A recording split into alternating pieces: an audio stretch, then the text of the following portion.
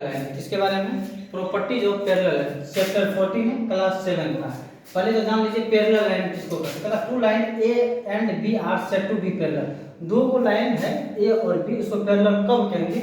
Number A में देखिए, they lie in the same plane. ये जो ए और बी है पैरेलल लाइन, ये क्या है? सेमी प्लेन में, एक ही प्लेन में है।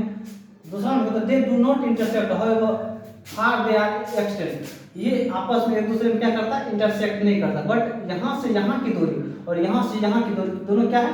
एक्सटेंड है। दोनों क्या है? एक समान है, इसका घटबढ़ नहीं हो रहा। जैसे मान लीजिए यहाँ से यहाँ की दूरी 5 मीटर है और यहाँ से यहाँ की दूरी 4.9 मीटर भी हो जाएगा, ये कहीं न कहीं जाकर आपस में क्या हो जाएगा? कट हो जाएगा। इसलिए यहाँ से यहाँ का दूरी और यहाँ से यहाँ का दूरी क्या होना चाहिए? एक्सटेंड होना चाहिए, सेम होना चाहिए। और दूसरा देखिए, कहता डिस्टेंस बिटवीन पैरेलल लाइन, कहता था distance between two parallel line in the same. जो डिस्टेंस होता है यहाँ पैरेलल लाइन का डिस्टेंस आपस में इक्वल होता है। जहाँ भी होता है पैरेलल लाइन का डिस्टेंस आपस में क्या होता है? इक्वल होता है। तो ट्रांसवर्सल लाइन को देखिए, ट्रांसवर्सल लाइन कहता है ए लाइन विच इंटरसेक्ट टू और मोर लाइन। या तो एक लाइन जो होता है, मान लीजिए यही लाइन है, ये लाइन, इसको तो इंटरसेक्ट करेगा या तो टू लाइन होगा या मोर लाइन, 2, 3, 4 लाइन। इसी को कौन सा लाइन कहा जाता है? ट्रांसवर्सल लाइन करता है। किसी भी पॉइंट, मान लीजिए यहाँ पॉइंट पी दे देते हैं, यहाँ क्यू दे देते हैं, यहाँ आर दे देते हैं, ये सारे के सारे क्या हो गए? Transversal line. ये हो गया ट्रांसवर्सल लाइन। और ये क्या हो गया? ये पॉइंट सारा का सारा point P, point Q, point R, ये हो गया ट्रांसवर्सल पॉइंट हो गया। ये हो गया ट्रांसवर्सल पॉइंट हो गया।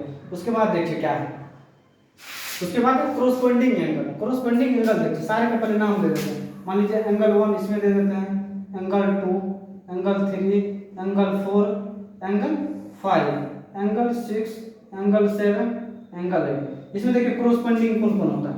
पहले तो ये देख लीजिए, ये मान लेते हैं इसको M, इसको N, इसको मान लेते हैं L। क्या मान लेते हैं? ट्रांसवर्सल लाइन L है, उस पैरेलल लाइन M और N है। तो इसमें कोरोस्पोंडिंग देखिए क्या होगा। कोरोस्पोंडिंग होगा 3 और 6, एंगल 3, 6। उसके बाद देखिए एंगल 1, 5, एंगल 1,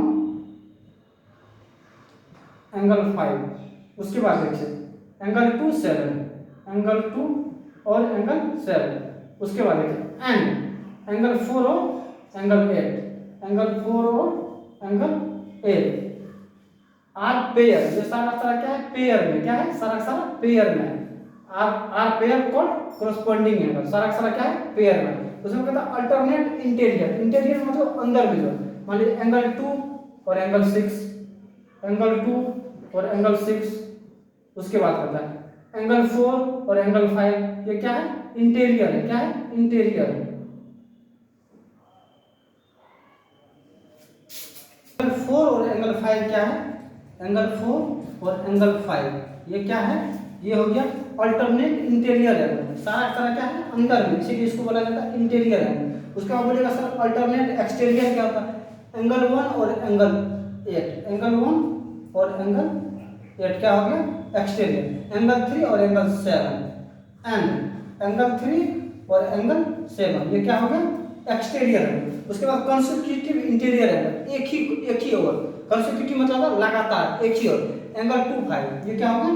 एंगल 2 और एंगल 5 एक ही ओर बना हुआ है इंटीरियर। उसके बाद एंगल 4 एंड 6 एंड एंगल 4, उसके बाद एंगल 6। ये सारा क्या हो गया? Consecutive interior angle.